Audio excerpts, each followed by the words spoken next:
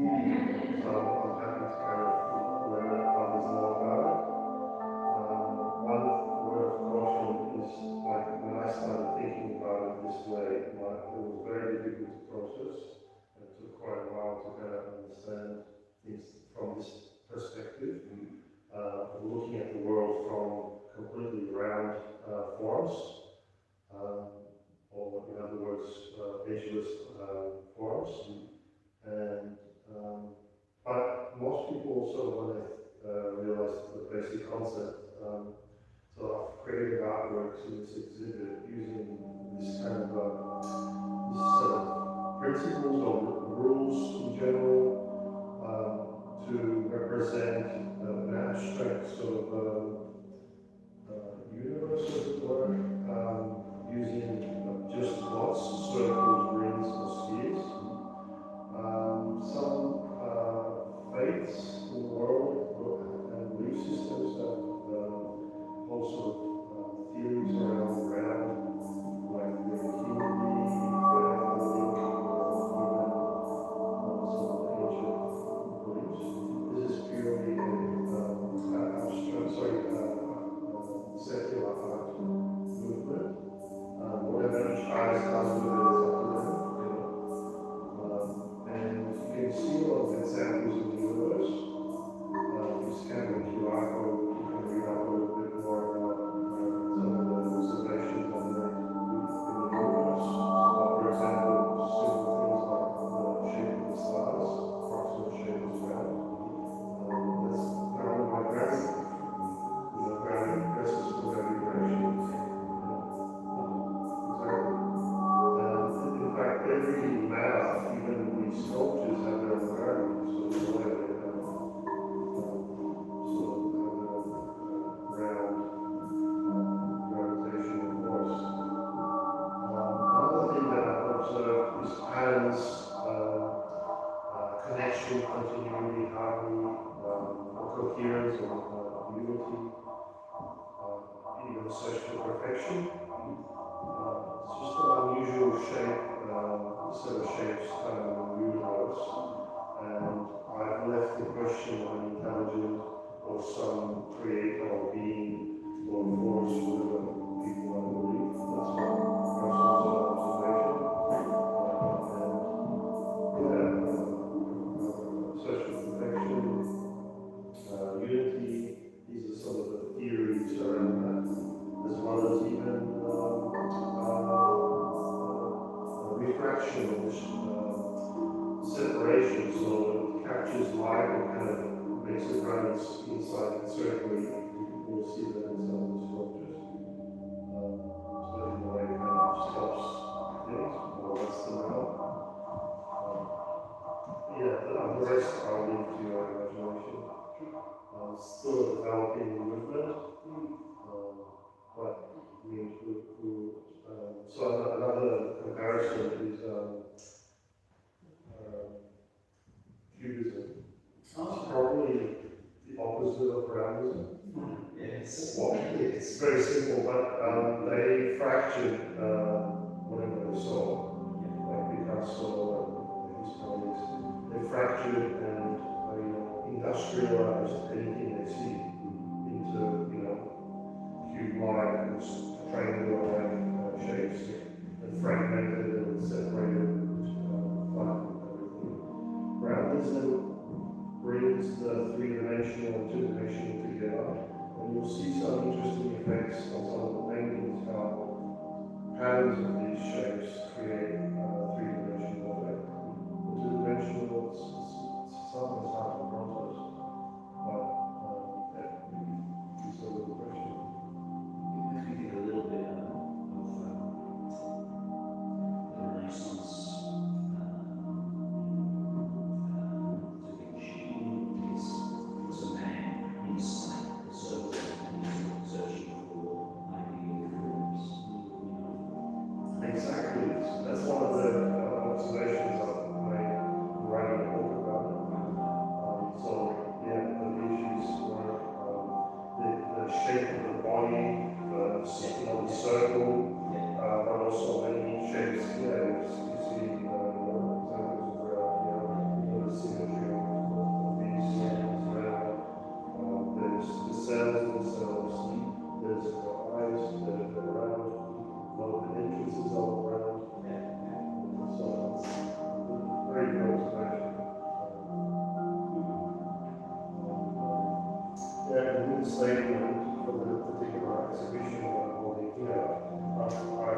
started to completely imaginary. There's nothing real exists in the universe.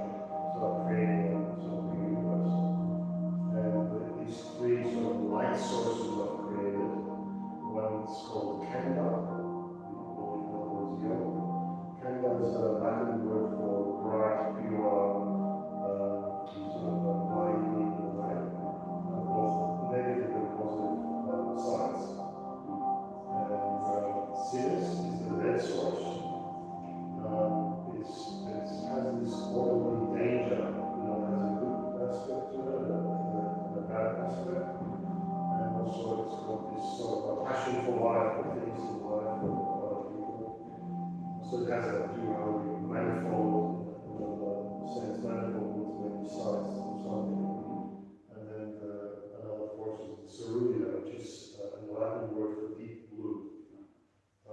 And it denotes this deep, profound serenity, but also it's clouds that it's somber, melancholic qualities. So other things in the world, in life, nothing's sometimes completely bad. And yeah, so I've been working with her, Studio Live, with Michal. She's actually a teacher here in Michal. She also teaches she's really good. She's really encouraging me. I would say half the sculptures I was going to throw away. She said, don't do it. And my two decades in information technology, so I wanted to make this a practice and go we're almost ready to start. So I'm going to invite everyone to come back to the foyer and I'll turn everything off. Do you need our phones? You can use your phones if you like, take pictures and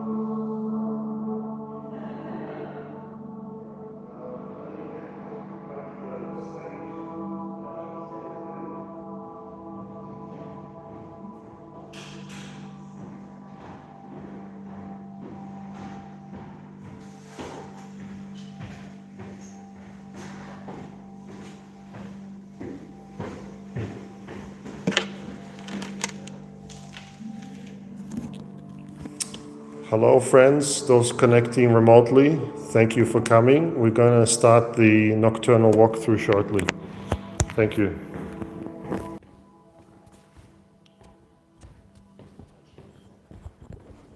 So just letting you know, friends, I'll be live streaming, but I'll be pointing towards the artwork.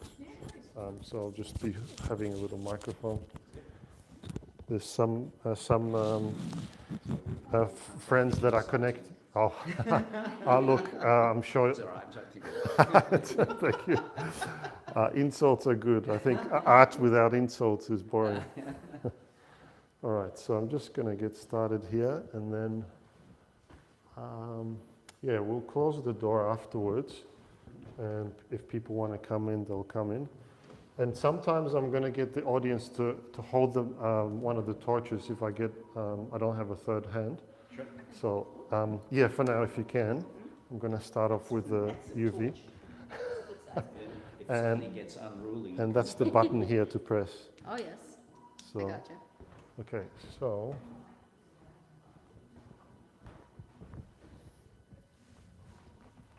All right, I'll just leave it slightly open so people know we're here. I'll leave the guy here. I hope he's not in pain. All right. So you can see there's a bit of emergency lighting. That's safety. So maybe we'll start off with these set of prints here, and I'll start with that. Okay. So I'm gonna get you, the volunteer.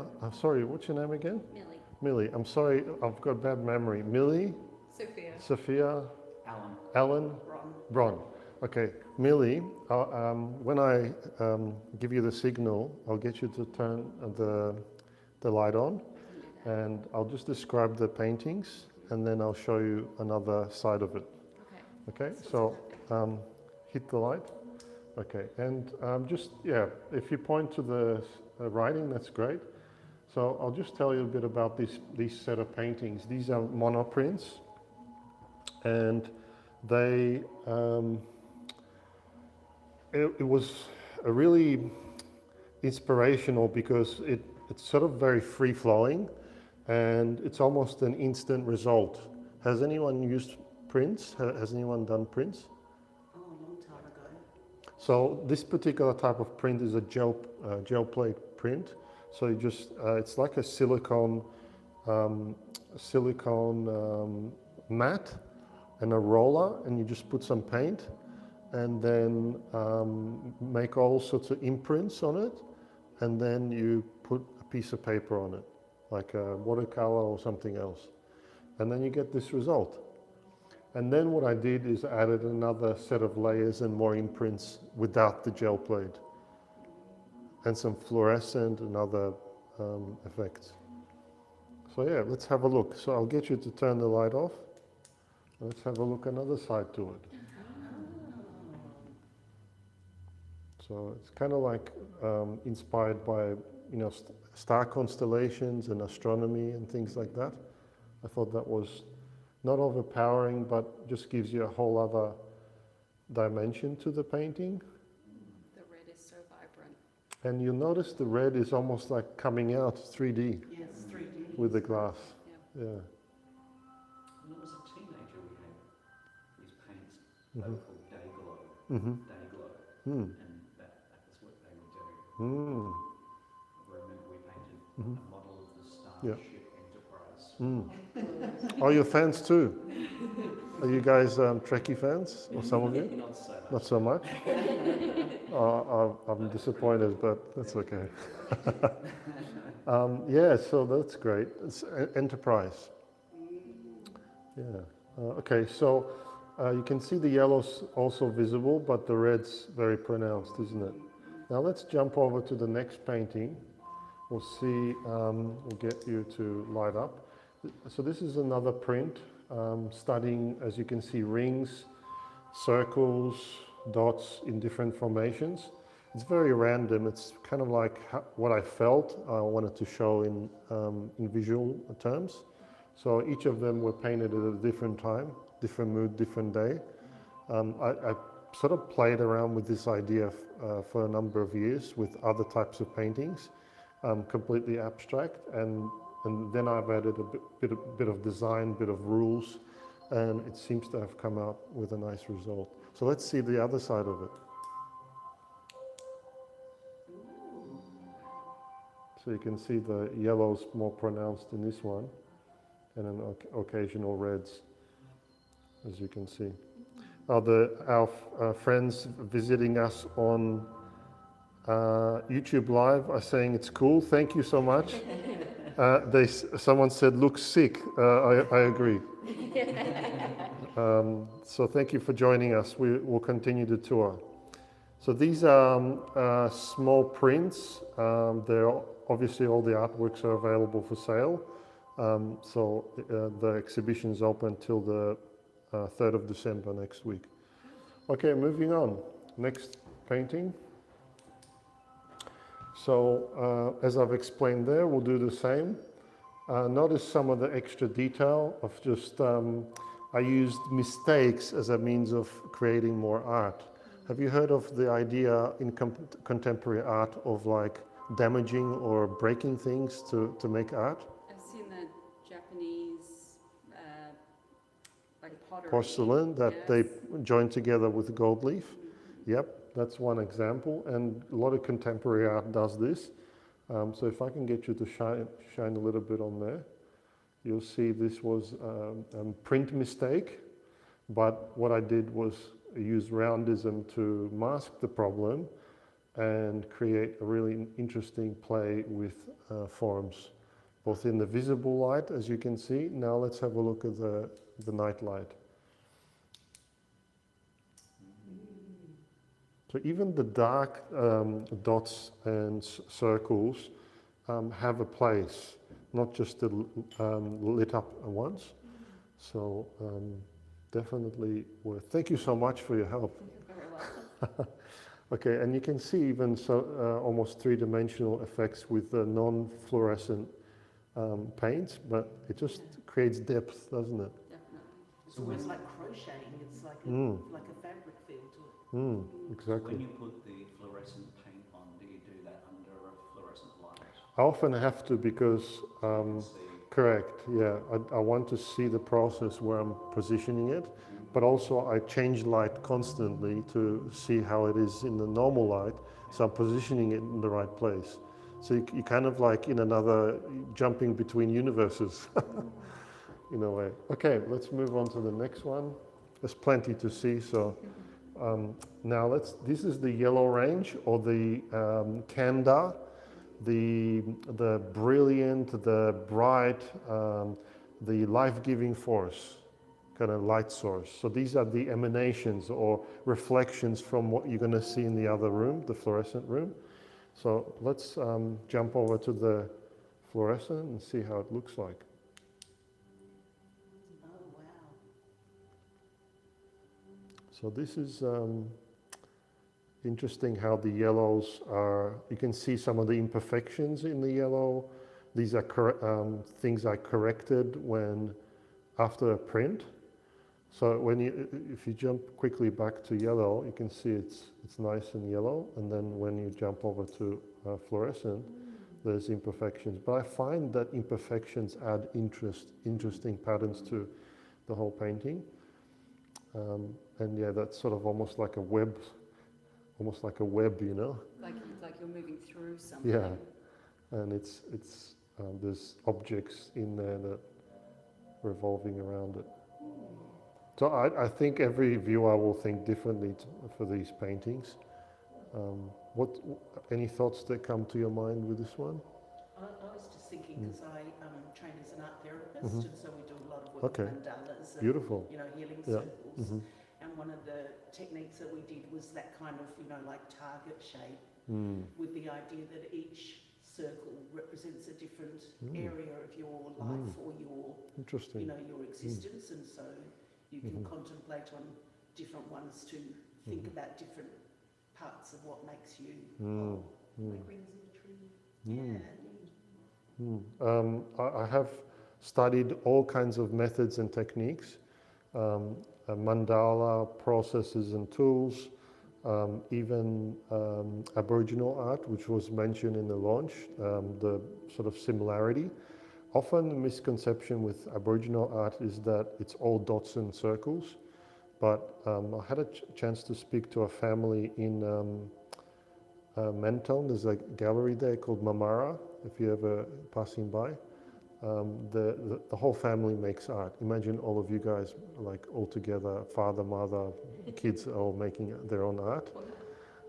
And I asked the father, like, I'm making this new art movement about round objects. Do you think that there'll be any sort of concerns? And he said, like, the common misconception is that all tribes use dots and circles.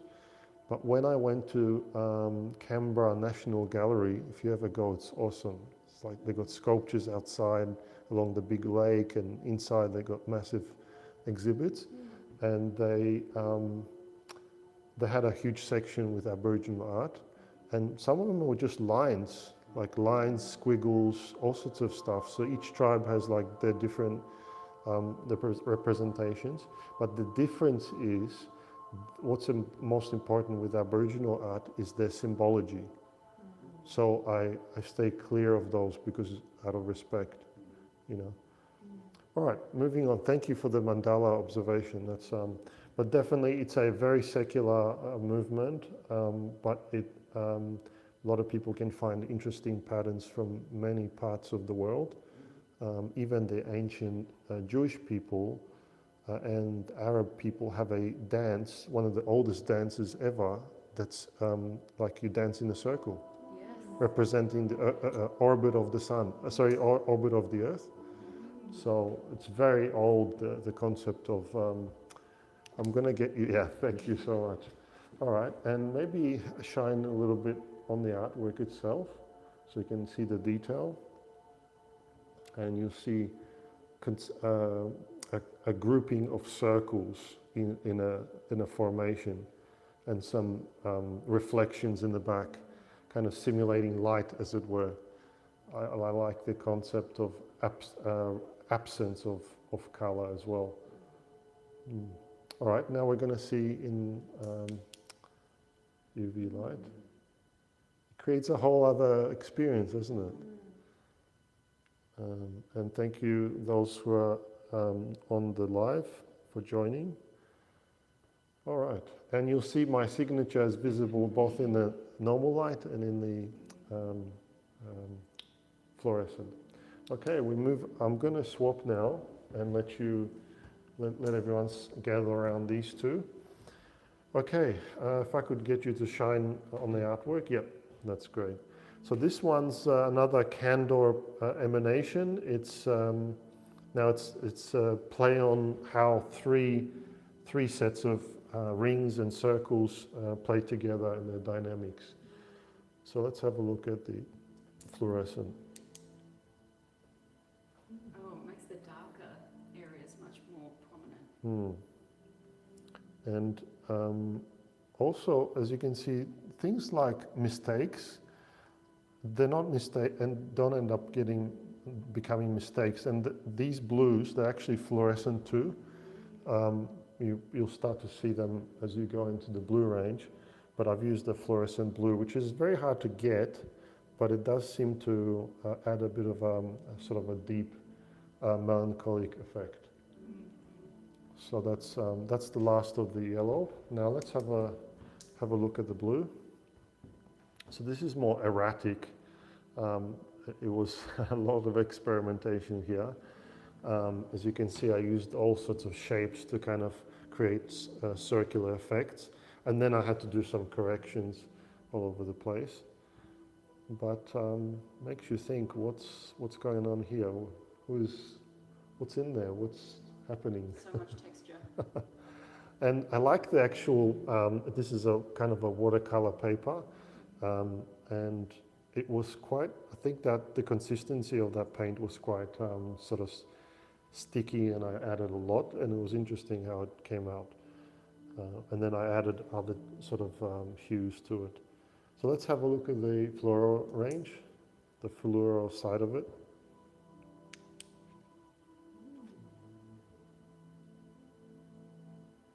So this is, the blues are sort of coming out here. Oh, the blues. They're like lights beneath it.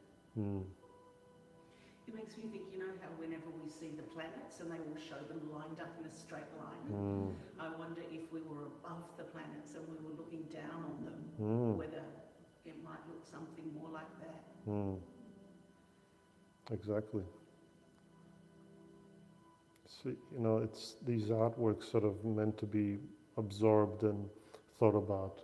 You know, there's always something that comes out of them when you look. Okay, moving on to the next one, second last one from the print range. And I'll get the volunteer to shine. Thank you. So this is, as you can see, there's a lot of pattern here. I've used a lot less ink. In fact, the process of printing the three of them, I started off with the darkest of each color is actually the first print in the three. And then I see, okay, there's still plenty of paint, or I add a bit more paint, and then I do another one, but the result is different. There's like tiny little sort of dots, dot-like, you know. It's imperfect, but, you know, the question people ask, okay, if it's not perfect dots here or perfect circles, But if you have a look at the website when you get a chance, there's a subheading about perfectionism versus perfection versus imperfection, and I've allowed for both. Because when an artist draws an imperfect circle, people still think that this is a circle. So it's the perception of the viewer that's more important, I think. But do you know the story about Da Vinci? The circle. Yeah. So the cardinal, I think, said he had a competition, and he said, "Okay, everyone enter into the competition. I want my new chapel or something painted." Leonardo was annoyed, and he's like, the cardinals like sent two soldiers, like to make him enter the application or whatever. So he's like, he was like, all right. So he went up to the easel, I think, with a paper, and he just sort of like drew a perfect circle freehand. And he said, that's my application. So they took that, and obviously he won because it's extremely difficult to do it freehand.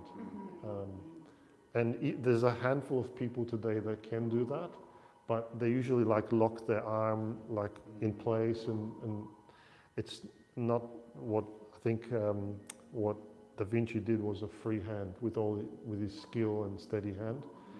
Maybe living in the modern world is very hard to have a steady hand. Well, some more champagne would help. Exactly. Well, there's more to come, I think. Okay, now we're gonna. Okay, now we're gonna see the artwork in. Just gonna enlargen this.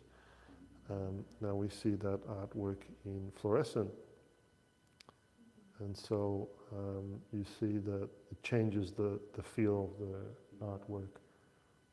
It looks like old, like Renaissance or pre-Renaissance kind of maps. I thought that too. I love maps in geography. As a kid, in Poland, we did a lot of calligraphy in class, like repeating patterns in a notebook, also map making and things like that. Yeah. That was a lot of fun. I should get back into it. Yeah. Make round maps. Now we go into the last print. Thank you. And here's, this was purchased by a Greek poet, actually, a friend of mine. He released abstract poetry, and he's a tiler. All his life he didn't do any sort of art, and then his wife went for a holiday to Greece. He had a little break, while she's away, he was here in Melbourne, and all of a sudden he had an epiphany, and started like writing 50 poems. Wow. When she came back, he was like already talking to a cultural center back in Lesbos Island. Right. And, they wanted to print the book because it was quite sort of full on. Yeah. Then you bought a Lamborghini, left her. No, they're still together. I actually, you'll see the artwork right above the statement, a small poster. Mm-hmm. That artwork was meant to be the cover on the poet's front cover. Right. It was called Drops of Inspiration. Because it is actually representing a drop. In nature, a drop is actually spherical when it falls. Yeah. It's not like the traditional drop that people think. Mm-hmm. But the cultural center in Lesbos is a little bit backwards or something. They said it was too advanced. So I thought, I'll make it the feature. I'll make it the feature drawing for the exhibition. Mm. So let's have a look at this one in UV. Thank you.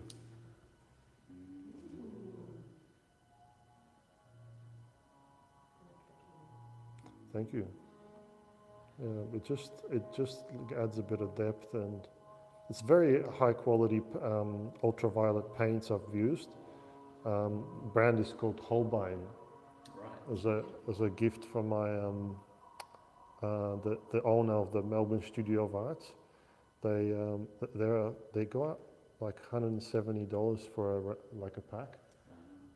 So they're not cheap, but very good pigments. Okay, now we've done this part of the tour. Now I'm going to borrow the torch from you, and I'm going to show you briefly some of the visual effects through reflectivity and transparency with the sculptures. So behold. So I'm trying to be dramatic. We'll start off with this one. This is called Light Pod 1. And this artwork is out of glass and recycled materials. Let's see what happens when we put some light to it.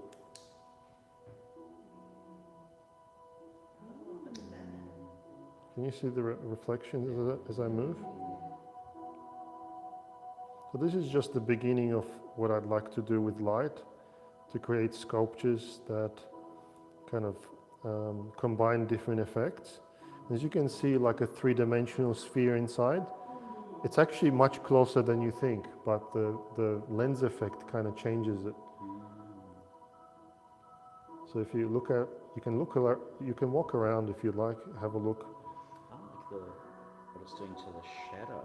This is amazing. It's the effects and the possibilities of this. It's almost limitless, you know. So I'll just shine it on this side. I'd like to create some pieces that have movement in them. I was thinking when you were showing the UV light on the pictures, if the UV light was moving on a piece of string or something, and because every time it goes across a dot, the dot lights up and then So movement is something I'd like to introduce in the future. that would be so I have familiarity with some electronics. So I'd like to sort of add some movement and lighting and things like that. Play with LEDs, with lasers, with anything that makes light. Okay, moving on. So this one here, this is Many of One. This is a self-reflective artwork. I think, no, it should be fine. So I'll just show you how that looks like and see if we have any reflections in the ceiling.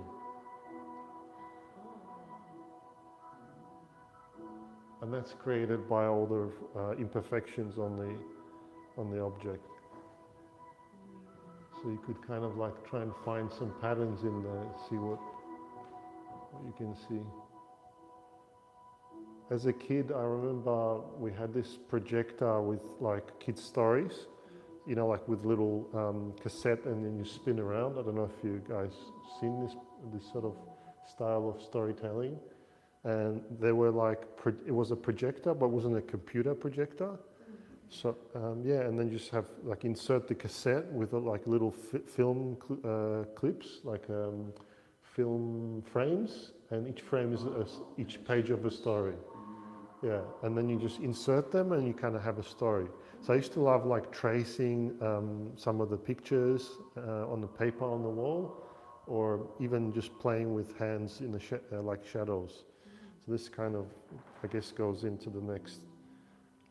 You can see it everywhere, all over your shirts. And so this is, in normal light, it's also designed to self-reflect. So if I turn on the light later, you'll see it sort of, you can see yourself inside it. And let's see if anything happens with ultraviolet. Not sure if anything will, but you do get a nice light from it as well. So light can change a sculpture, particularly if it's reactive to it. Okay, moving on. Let's see what happens with this one here. So this is a feature sculpture entitled Gateway. Okay, we've still got time. Okay, so this artwork here, I'll just put some light on it. And you can have a look at some of the grains. Come up close and have a look. This is limestone, but surprising things happen when I'll just show you on that side as well. Surprising things happen when I put resin on it. because limestone is like porous, soft stone. So this took me about 1.5 years to carve, and it looks white when you don't have resin on it. But when I applied resin, it kind of looked like you throw it in the water. And yeah, and it revealed a lot of grain. So if you see like all these grain patterns, Like sand. I actually was going to throw it away because the teachers, like I told Ilona, like, oh, I can't, this is a mess, I've stuffed it up. But now, like after a while, I started realizing that the patterns and the grain, it adds more interest to the sculpture. Plus it seals it a lot better for long term. So actually the story behind this sculpture was I just put that down. I made friends with the Victorian Association of Sculptors. There's a few stonemason artists. They often work on churches, like they restore like carvings in churches. And I made friends, and they invited me to their special catch-up on Thursday nights up in the Dandenongs. And they just like carve, you know, they get pizza and stuff. So they gave me this piece, and that was my first kind of learnings with stone. Felt so good, like shaping something out of like just a block, you know, and slowly shaping it with chisels, with sandpaper, with things like that. So I'll just show you, see if there's anything with UV. I guess you can see the patterns a lot better. Can you see anything? I've noticed there's like a pink tinge to it when you have, which is strange. Must be some chemicals inside it that are reacting. Probably as old as the earth. So every stone cut out of the ground is probably ancient. So I love the fact that, you know, yeah. So this is kind of like a gateway to this abstract universe I've created. And yeah, as if like you're kind of going into an opening somewhere. I don't watch Stranger Things, but kind of like that, you know, when they go into another dimension. Okay, moving on to this one. I think you'll like, I think this might look quite good. So I'm just going to shine it from the front, because this is the front of it. And let's see what it can do as you come close. So like hands, if you bring them closer to the light or further away, you can sort of almost see it moving away, coming close. And different angles and patterns, and it's all round. Well, you probably wonder, why is there a straight line? Well, I cheated here. There's round swirls around it, so it's kind of hiding the straight. So let's see what happens if I do it like that. It changes it all together, isn't it? Yes. I don't know if there was an incident of Da Vinci being obsessed about patterns of candlelight, but I think something along those lines. It's also a bit like, I think I've seen something like subatomic particles that come, patterns that they make as they go across things. Yeah, it's entitled Armilla Fields, kind of an abstract representation of gravity in my, so like the heat and cold, or some sort of gravitational fields next to each other, affecting each other, and this object in the middle. It's funny how it looks almost orangish, Like red, but if you saw it earlier, it was like chrome. Yes. Yeah, let's quickly see how it looks like in fluorescent. I have not actually tested it, so this is the first time. It almost adds a bit more depth to it, doesn't it? Different kind of experience, almost yellow in the center.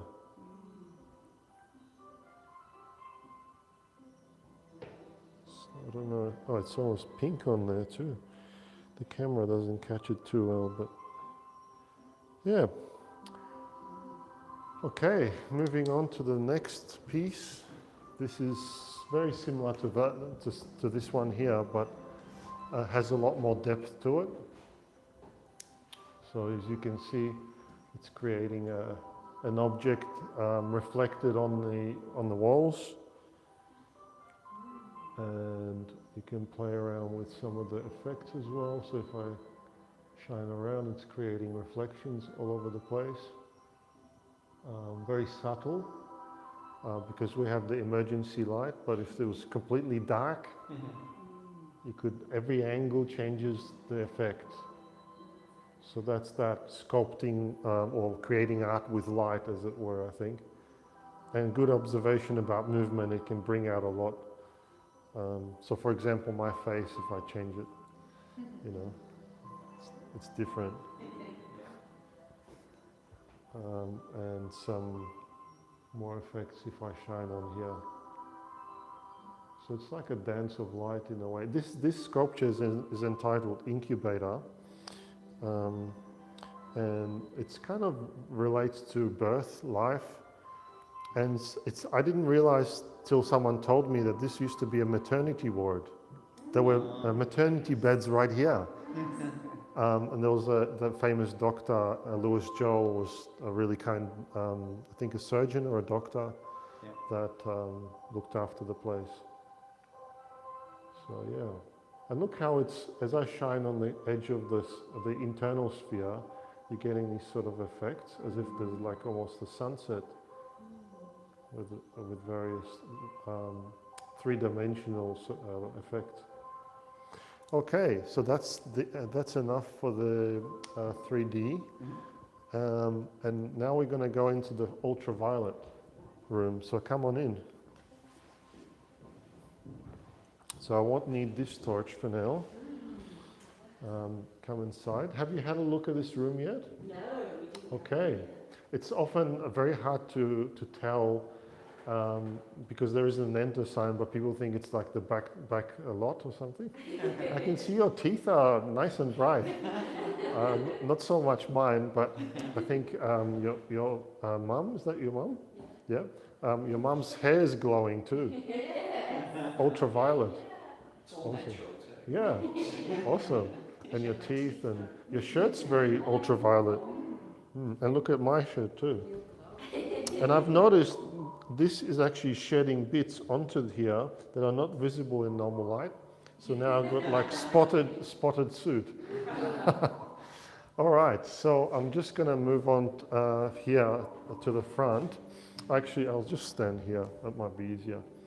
So have a good sort of stand in this room and just absorb the surroundings. What's going on here? Well, this is part of this abstract universe I've created, and we'll start off with this object here, these two artifacts, as it were. Notice how three-dimensional it looks. It's now like I've sort of gotten used to the low light, and it's actually good that we got used to the low light in the other room, because we can really appreciate the ultraviolet effect a lot more. I would suggest to look at the artworks, not directly at the light. It is not dangerous, just like the sun, but obviously we don't want to spend too much time looking directly at the lights at the back. But perfectly safe. They're low light event lighting. So often in music events, they use those sort of lights. And this music that you're listening to is specially created for this exhibit. So a lot of round sounds, dots, circles, spheres, and tailored to the artworks. I actually use the special intelligent music maker to create the artworks. Okay, so this is Kanda. Come closer if you like. So this artwork here has obviously that bright fluorescent effect. I left the pattern not completely filled because I think there's a lot more interest in the piece with these sort of patterns of yellow. As you walk around, it's sort of absorbed. So this is this candor and light source. I've been obsessed about sources of light as well, obviously, because I thought it's kind of like a start to sculpting or creating art with light. And Kanda has that sort of bright, pure, sort of clean kind of representation, but also life, but also the bad side, which is the blinding, the strong, difficult to look at force, And have a look closer to this painting. This is another representation of it, a study of it. And if you come up close, you see that the patterns are very small and there's no shading at all. It's just patterns that are creating a 3D effect, a spherical effect, by just being patterns around. And it was quite a arduous painting. And it's kind of like fractals too. Yeah, exactly. It very much, you can see fractals a lot in nature, and I'm very fascinated by its kind of repetitive effect, but unique. Sorry, what's the word? Unique, but repetitive, yeah. Okay, and just after we have a look at each piece, we're going to switch all the lights off because there's another effect on top of the UV. So wait for that. Okay, so this is the sinus force, and we'll start off with the source, as it were, and then that's the study. So I'm just quickly going to show you how it looks like in normal light for the candle. So you can see it's got a resin coating. It's reflective and creates these sort of light dots on top of it and some dance of light and shadow as well. As you can see, the shadow is reflecting on the bottom. So I really agree, like you said, the movement will bring a whole other dimension to it. One day I'd like to create a whole sort of room just with the abstract universe.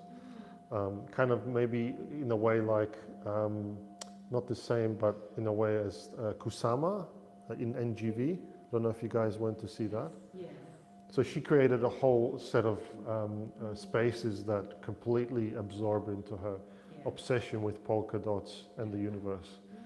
But I guess I went much further and defined it into a whole movement, including dots, circles, spheres, and rings. Okay, moving on. I'll just show you how it looks like, how the light reflects. As you can see, if you can watch, you get a whole other patterns here, similar to the light pod out the front. And then I'll switch that off. And you can have a close look how that dot of fluorescent reflects and glows inside the piece.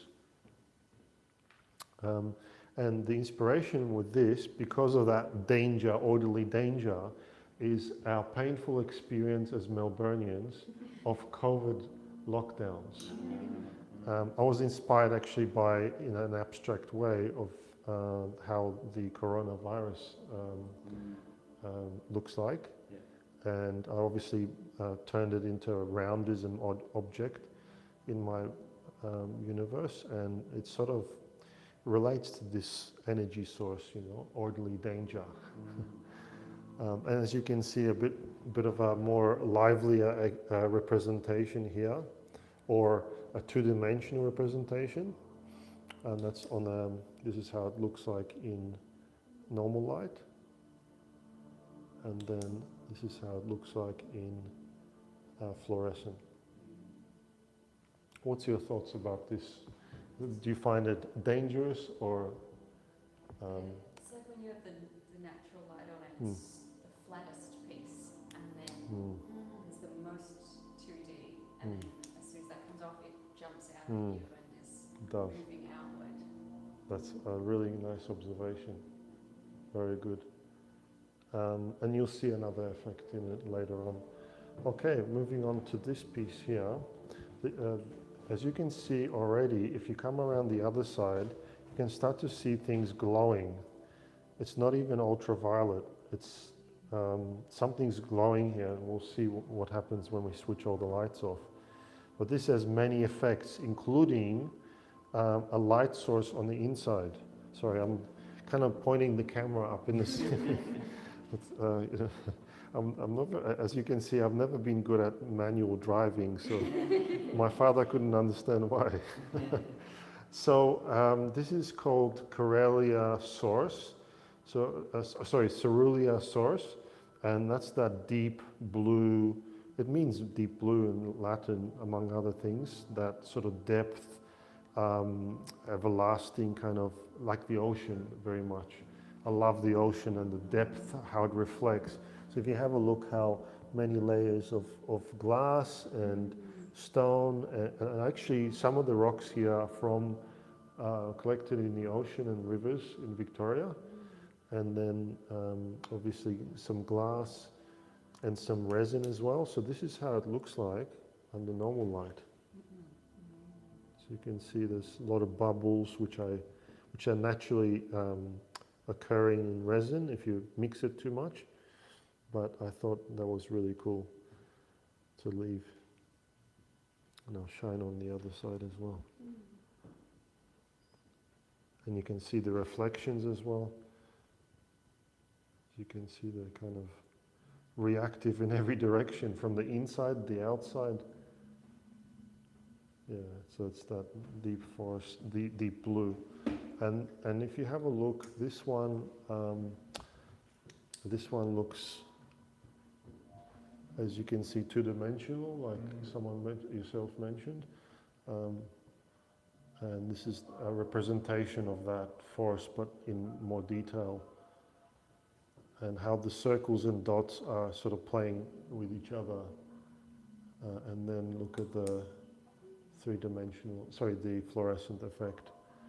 That one's the most three-dimensional for me. Yes, definitely. And yet there is some shading. There's some shading in some of the objects, but the whole pattern seems to When create. the normal light is on it, it's very flat, completely flat. And that's sort of the idea, is to create that three-dimensional spherical objects that combine with three-dimensional and create this unity or coherence. Okay, so let's move on to these three. I'll just show you this one in normal light. And this is entitled Micro Order. And in fluorescent, as you can see, it's very pronounced. It's very simple. I didn't want to add any more to it, because the idea here is to represent this perfect order, as it were. It requires a center that governs the equal sized dots on the outside, almost like some perfect order, someone choreograph, like a classical music composer, and then all the musicians. So this, if you've ever gone to a classic concert, there's sort of there needs to be a choreographer, and then but I wanted to sort of show this as like they're all equal, whether the person in the center or the people outside, they're part of the whole, and they all play a part. Like if you took one dot off, it wouldn't be a whole, wouldn't be orderly. Okay, so Did you count when you were doing that? No, I left it up to the viewer if they would like to count, or take a picture and message me on social media and say, I've counted how many. I actually, if anyone wants to count the yellow one. Okay, this is the opposite of the order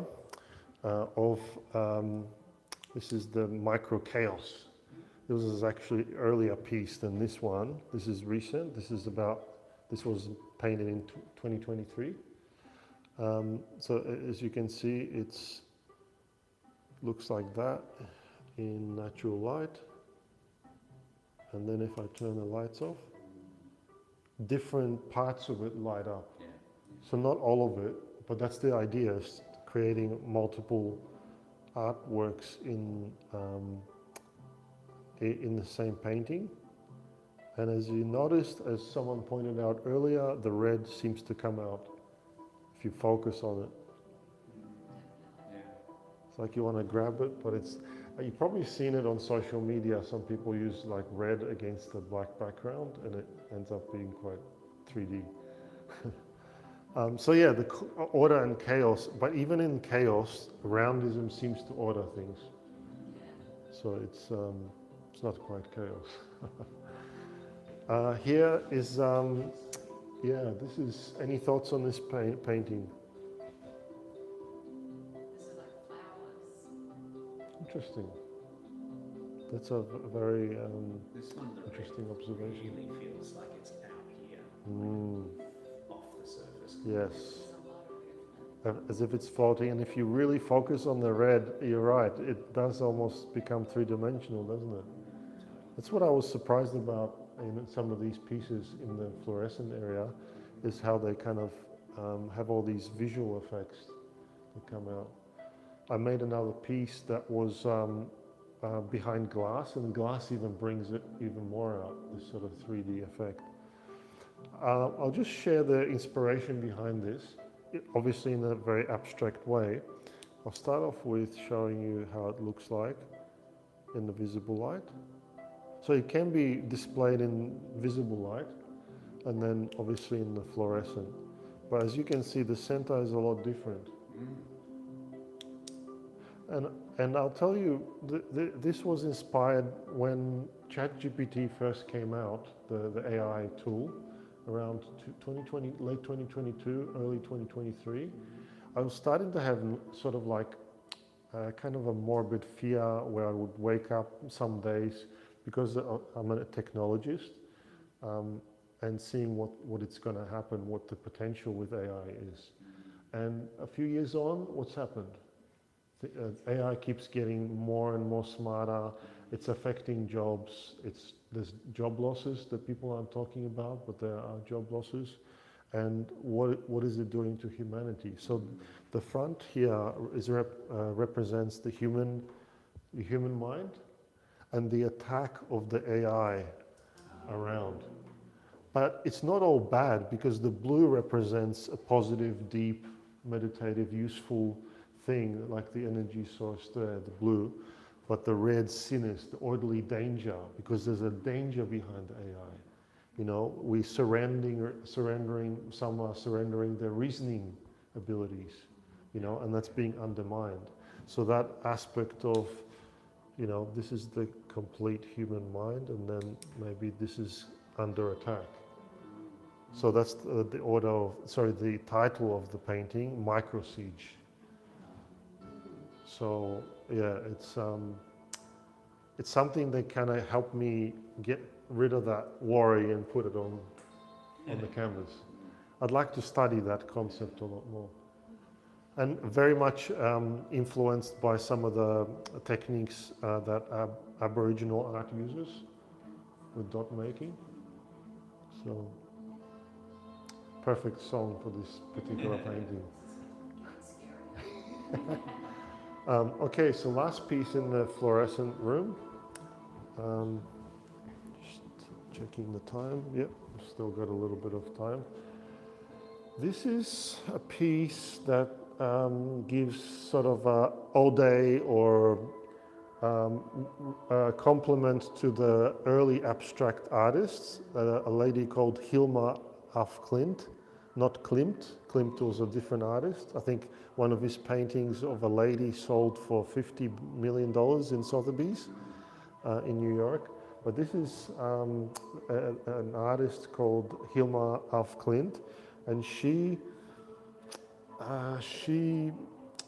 was lived in obscurity as an artist around 1906, early 1900s. Sorry, the early 20th century. She attended a lot of spiritual conventions, so maybe mandalas and other spiritual things.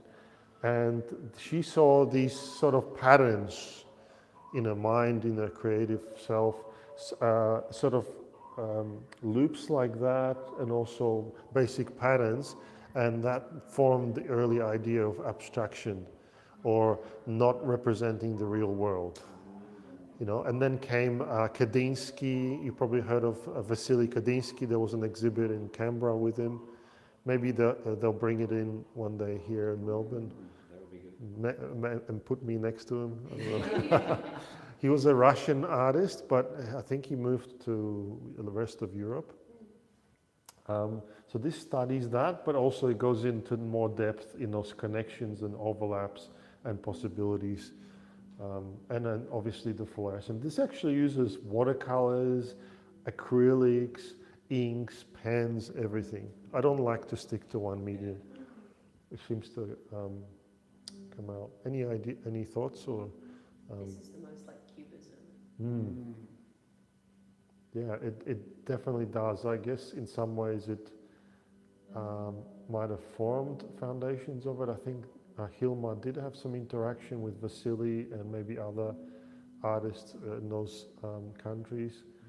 Maybe some Russian constructivism, the way the lines intersect. Yes. In that, in the QR code in the movement poster, you can read up on some of the movements and early kind of roundism influences. But yeah, I don't know where else this can go. I'll keep playing around with it. But I think after they did it for like a number of decades, they kind of like stopped. So now for the fun part, which is all fun, of course. Can I get someone to hold the torch for me, please? I'm going to switch all the lights off here. And let's have a look at some effects that some of the pieces, not all, but some pieces have. Just careful of the lights and objects of trip hazard. I think one more light. So I'm gonna maybe get this covered a little bit, and I'll get you to walk around. I'll hold this. Have a look at the two paintings. You might have to come up closer to see it, and the two side sculptures. Sorry, I have to turn the light off on the sculpture too, so you can see it. One moment. Could I have the assistant with the torch? Thank you so much. Okay, now we can switch everything off. Tell me what you're seeing. So I'm going to close the curtain for a sec. Can you see another set of artworks coming out in the dark? What can you see? This one is like brain. So that. So it's a whole other artwork hidden in the pieces. The middle one probably doesn't have, might have on the outside some fluorescence. Sorry, some glow in the dark, or it might be the one in the on the right. I can't remember. Can you see something on the right? I can see this one. Ah, yes. And this one's really annoying. Is it? This one still has quite a lot of shadows can still be seen. And feel free to sit down for a moment if you need to rest. I'll just turn around. Thank you very much for attending the live stream of the Nocturnal walkthrough with the artist. I hope you enjoyed it. So I'm going to end the live now.